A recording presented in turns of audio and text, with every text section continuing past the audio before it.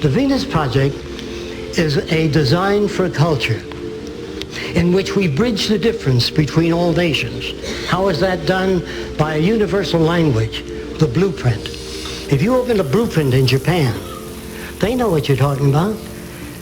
If you write a prescription for England, Japan, France, the pharmacologist understands that. There's no discrepancies. There's no ambivalence. I wonder what he meant by that. It's clear.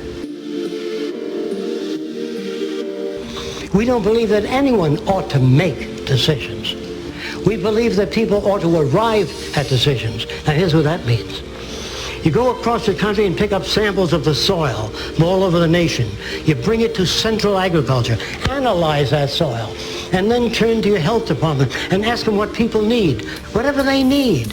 And what is this soil good for? What should we grow? Tomatoes, and then rotate the crop, move to something else? That's what I mean by surveying the conditions.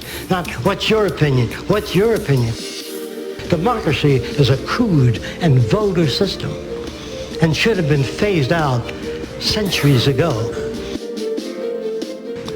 How much longer do you think people are going to be in positions in industry and government making their own decisions? The shameful thing about our century is that there was only one Louis Pasteur, one Nikola Tesla, one Madame Curie. We should have had thousands of them. And we will, once we get rid of the artificial boundaries that separate people. Once we get rid of nationalism, patriotism. I do not mean to offend anybody. All that I ask you to do is think about this, toss it around. Everything looks solid to you. Everything looks solid and stable. And the future looks promising. But here's the truth. Human emotions that you learn are the most significant, most important differences between men and machines. Human emotions are a very touchy subject. It's like racing your engine at a stoplight, you know. It doesn't take you anywhere. It doesn't serve any purpose.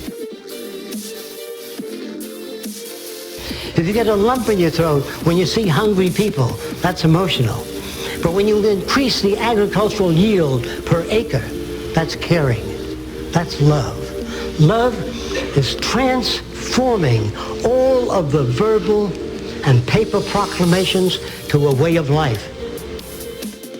The language of warmth and love are verbal excuses and verbal outlets for some people for avoiding their responsibility to make the world a better place for everyone.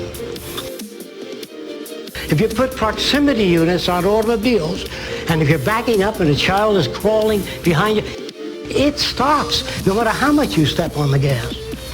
I don't want any sign slippery when wet. I want an abrasive put in the highway and take that sign down so it's not slippery when wet. I don't want to say to kids, stay away from drugs.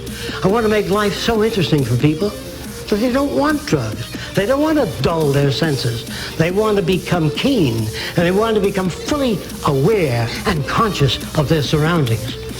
It is painful to deaden your awareness when life is beautiful, when what you do goes out to people and makes their lives better.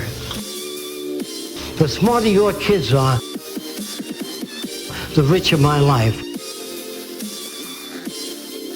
Therefore, it is efficient and functionally selfish to build a better world for everyone.